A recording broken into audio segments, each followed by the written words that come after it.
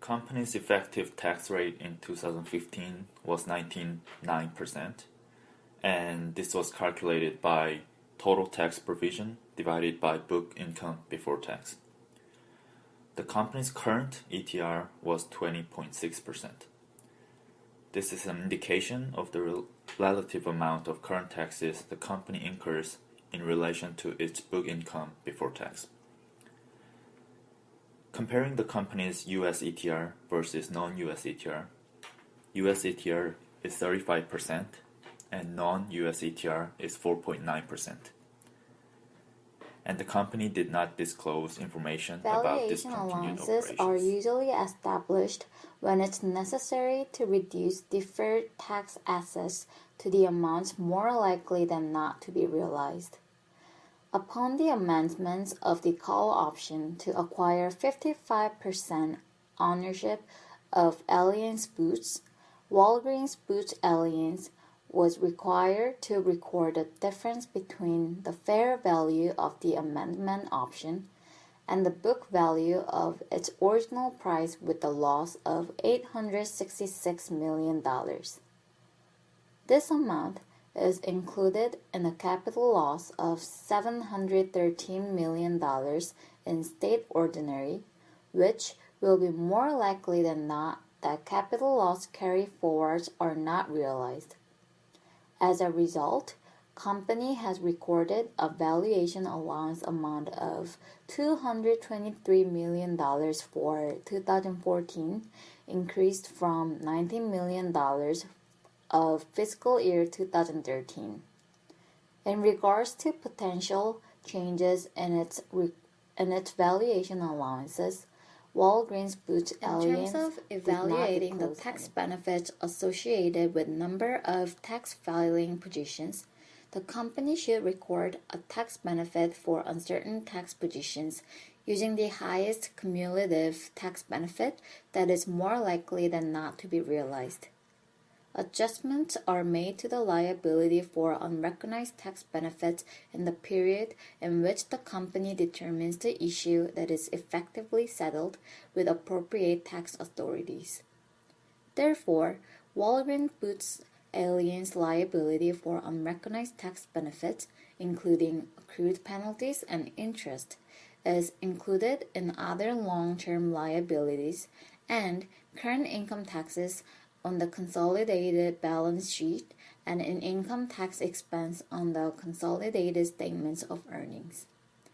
As presented in the unrecognized tax benefit reconciliation, the ending balance of 2014 decreased to $193 million from $208 million of 2013's ending balance. It's adjusted by tax positions in prior and current period and settled with proper taxing authorities and lapse of statute of limitations.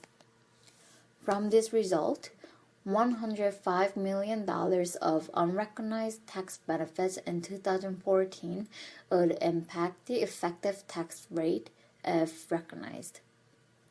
Walgreens assumes that there will be no material changes in the amount of the unrecognized tax benefits during the next 12 months.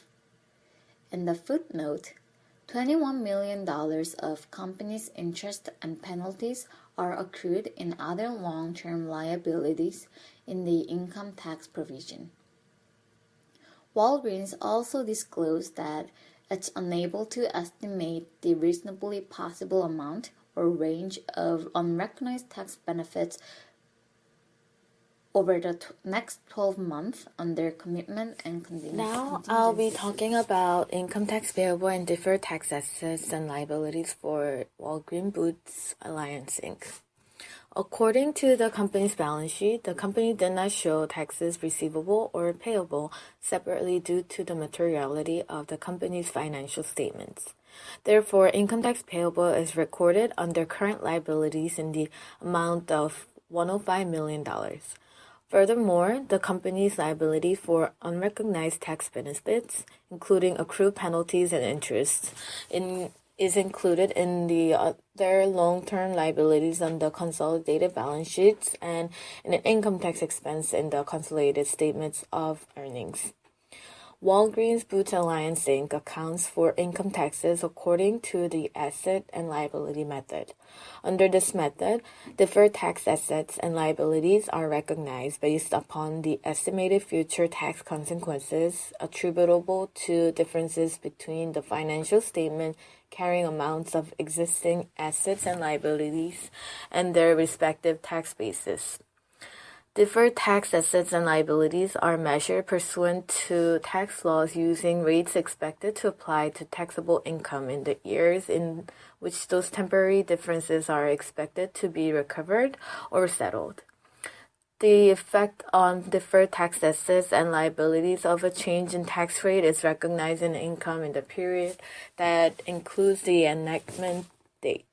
And finally, valuation allowances are established when necessary to reduce deferred tax assets to the amounts more likely than not to be realized. In determining the deferred tax assets and liabilities, the components of the company's deferred tax assets and liabilities are mainly from tax benefits of $430 million, accelerated depreciation of $1,244 million, inventory of $407 million, equity method investment of $355 million, and deferred income of $208 million.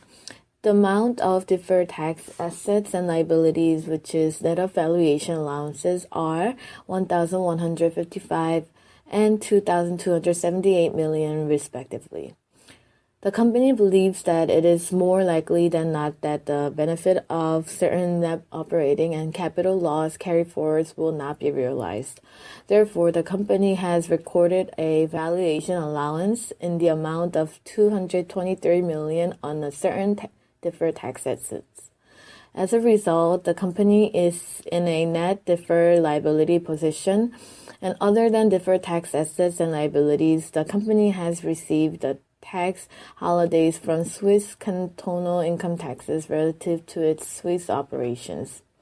The income tax holidays are expected to extend through September 2022. The holidays had an immaterial impact on the company's results during the current fiscal year.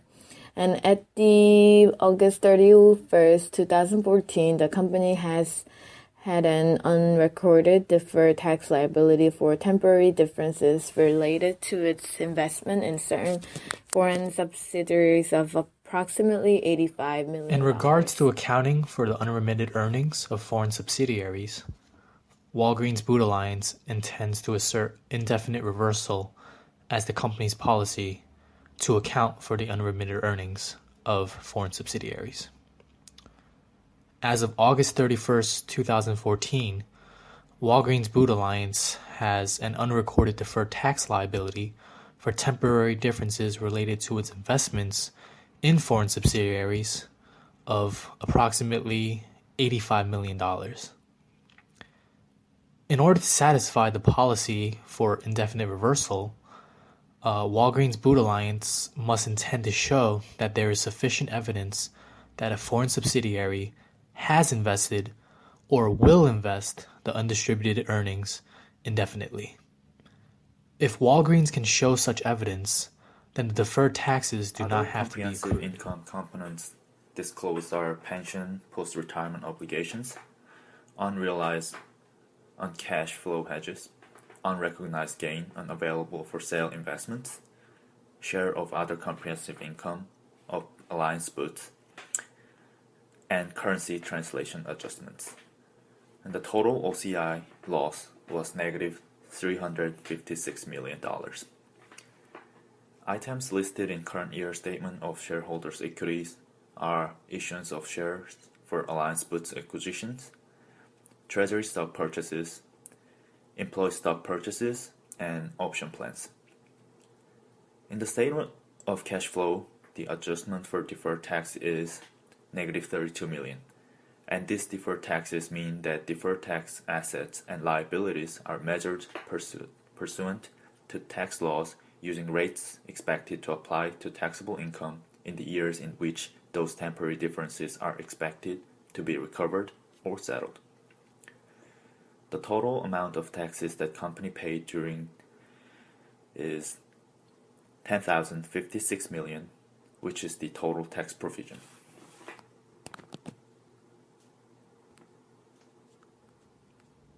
Just a few weeks ago, there was a recent announcement of a merger between Pfizer Inc. and Allergen PLC for the purposes of tax inversion.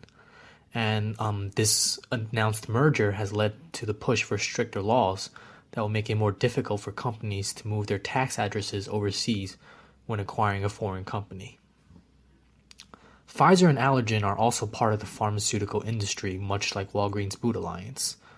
And the push for stricter laws to prevent tax inversion can actually affect Walgreens Boots Alliance.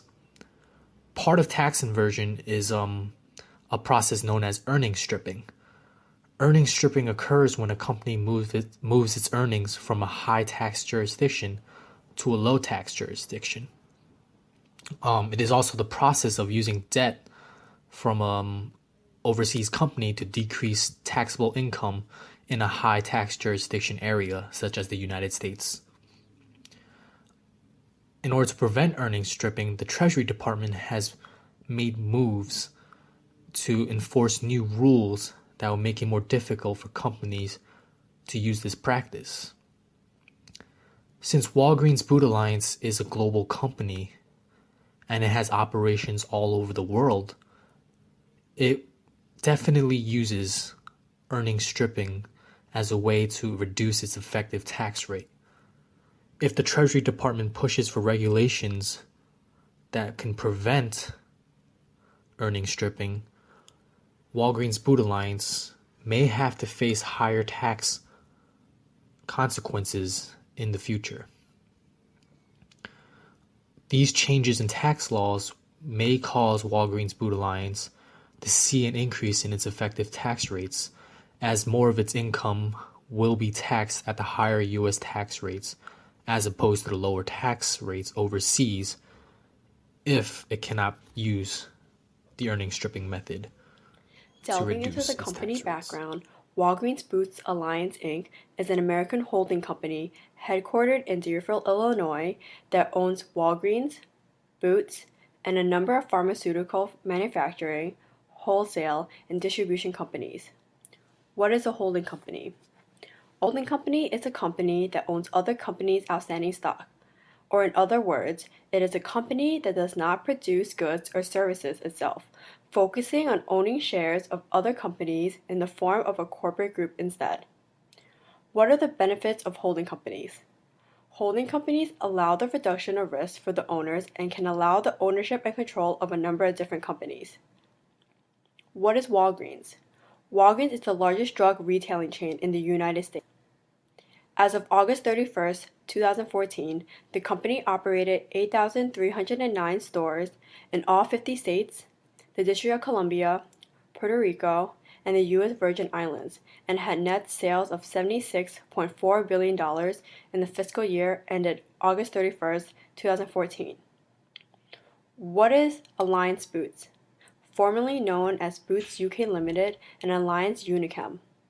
Boots UK Limited is a pharmacy chain in the United Kingdom and Ireland, with outlets in most high streets, also known as popular streets, shopping centers, and airport terminals. Alliance Unichem is a wholesale distributor of pharmaceutical brands. As of August 31st, 2014, Alliance Boots had, together with its associates and joint ventures, pharmacy-led health and beauty retail businesses in 11 countries and operated more than 4,600 health and beauty retail stores, of which more than 4,450 had a pharmacy with a growing online presence. In addition, as of March 31st, 2014, its fiscal year end, Alliance Boots had approximately 600 optical practices in the United Kingdom, with approximately 180 of them operating on a franchise basis. As you can see, Walgreens operates more domestically and in the U.S., while Boot handles international sales. Alliance takes over the wholesale distributor timeline of how Walgreens Boots Alliance was formed. In 1849, Boots UK Limited was founded. Then, in 1901, the Walgreens Company was founded. In 2006, the Boots Company merged with Alliance Unichem, a company that wholesales, distributes, and retails pharmaceutical, surgical, medical, and healthcare products throughout Europe, to form Alliance Boots. On August 2, 2012, Walgreens bought a 45% stake, Alliance Boots, with the option to buy the rest within 3 years. It exercised this option in 2014, and as a result, Boots became a subsidiary of the new company, Walgreens Boots Alliance, on December 31, 2014. Under the terms of the merger, the new company would be reorganized into 3 divisions: Walgreens, Boots, and Pharmaceutical Wholesale. Looking into incorporating the 10K Alliance of Walgreens Boots Alliance Inc., we have identified the main lines of business. Walgreens drugstores are engaged in the retail sale of prescription and non-prescription drugs and general merchandise. General merchandise includes, among other things, convenience and fresh foods, household items, personal care, beauty care, photo finishing, and candy. Prescription drugs represent the company's largest class, followed by general merchandise and non-prescription drugs. They also offer pharmacy, health, and wellness solutions, which include retail, specialty pharmacy, infusion and respiratory services, mail service, and convenient care clinics. Their drugstores sell prescription and non-prescription drugs, and their pharmacists provide drug consultations and administer flu vaccines and other immunizations. Customers also have access to e-commerce solutions and mobile applications to fill prescriptions and enhance the user's experience. Alliance Boots is a market leader in the pharmacy industry with stores located in the United Kingdom, Norway, the Republic of Ireland, the Netherlands, Mexico, Chile, Thailand, and Lithuania, and through its associates and joint ventures in China, Italy, and Croatia. In addition, as of March 31, 2014, there were approximately 80 Boots branded stores operating in the Middle East on a franchise basis. Alliance Boots seeks to locate its stores in convenient locations and to put pharmacists at the heart of healthcare. Alliance Boots pharmacists are well placed to provide a significant role in the provision of healthcare services, working closely with other primary healthcare providers in the communities they serve. Alliance Boots' principal retail brand in its health and beauty division is Boots, which Alliance Boots trades under in the United Kingdom, Norway, the Republic of Ireland, the Netherlands, and Thailand. The Boots offering is differentiated from that of competitors due to a number of factors, including the product brands that Alliance Boots own and only at Boots exclusive products. Alliance Boots has products such as No. 7, Soltan, and Botanics, together with new brands such as Boots Pharmaceuticals and Boots Laboratories. Alliance Boots is seeking to continue to internationalize its key product brands, selling them through select retail partners, its own and third-party internet shopping sites, and independent pharmacies. In the United States, where Boots product brands have been sold for Target for many years, Alliance Boots is in addition introducing No. 7 and other key Boots product brands into the drugstore channel through certain Walgreens stores on a phased basis. In Europe, its Boots Laboratories line of products was sold by independent pharmacies in 5 countries as of March 31, 2014. In addition, Alliance Boots has partnerships with a number of third-party brand owners to sell their products in Boots stores on an exclusive basis, sharing in the future brand equity. Alliance Boots also continues to manufacture a significant proportion of its most popular own brand and exclusive products. Through its pharmaceutical wholesale division and associates, Alliance Boots currently sells Almus, its line of generic medicines in 5 countries, and Alvida, its line of patient care products in 6 countries. Alliance Boots pharmaceutical wholesaling and distribution businesses seek to provide high core service levels to pharmacists in terms of frequency of delivery, product availability, delivery accuracy, timeliness, and reliability at competitive prices. Alliance Boots also offers its customers added value services that help pharmacists develop their own businesses.